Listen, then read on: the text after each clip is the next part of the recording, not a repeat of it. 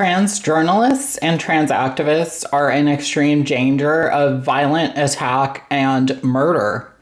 Let me read this article from Aaron in the Morning, Aaron Reed, and then I'm going to talk about this. For trans journalists, risks tend to fall into two categories: those associated with being a trans employee and those associated with reporting as a trans person. The former poses many of the same challenges that trans people face in all fields, such as being forcibly outed by automated systems that default to legal names or having to navigate being misgendered at work. Ensuring that internal systems use preferred names is a simple way to make work safer for trans employees, as is having policies for people to report misgendering and procedures for how to respond. In the course of a series of conversations with trans journalists, one described having been misgendered by a coworker only to be given an accommodation to work from home, meaning they were restricted from the collaboration and community building that takes place at work. That's not an accommodation. Lewis Raven Wallace, an independent journalist in North Carolina, told me. That's the definition of discrimination, to exclude someone from a shared space that others have access to. Implementing policies that create safe work environments for trans journalists is fundamental to preventing job discrimination.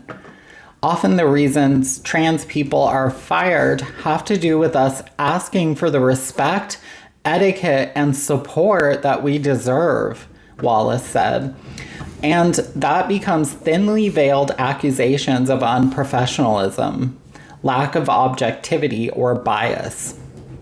According to the Trans Journalists Association, about half of the group's members are freelancers. The risks trans journalists face while reporting are harder for newsrooms to control, but important to keep in mind. Every trans journalist with whom I spoke attested to experiencing online harassment. Stick around, I'll talk about my experience with this.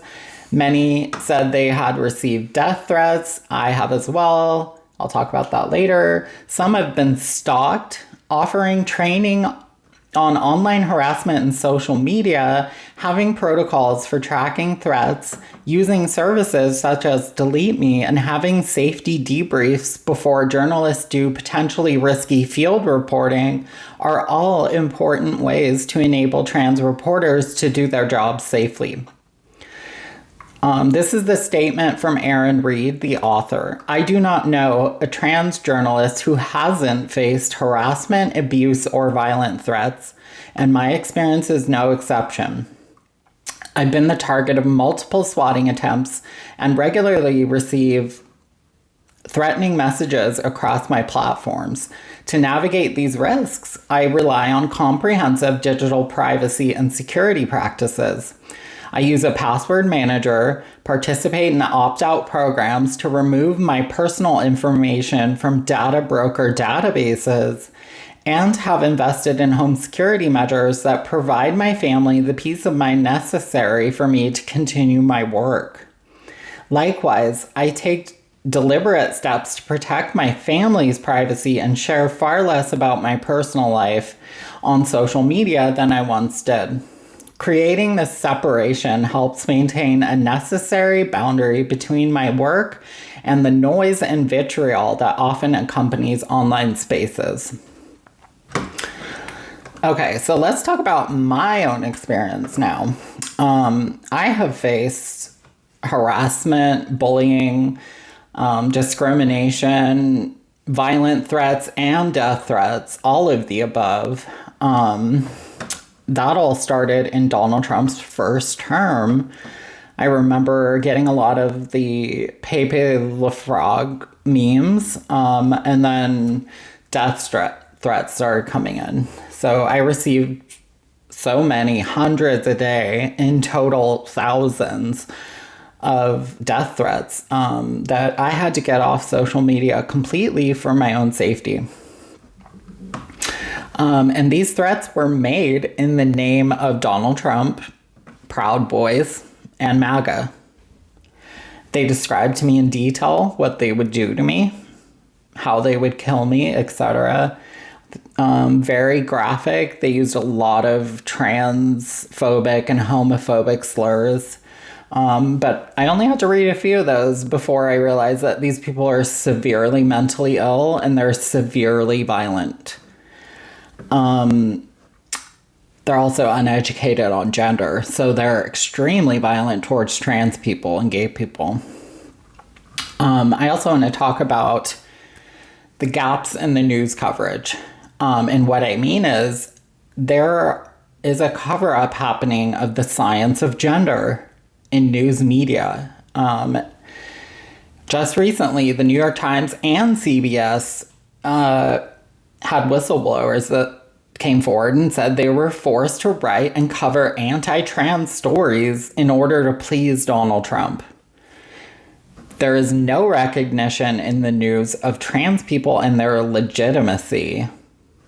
And I mean, research, doctors, psychiatrists' opinion, teachers' opinion, many other experts, as well as all major medical associations in the country came forward to say the Trump regime is wrong about gender. There are not only two genders. The anti-trans legislation causes increased violence, bullying, and harassment of trans people, but this isn't really talked about.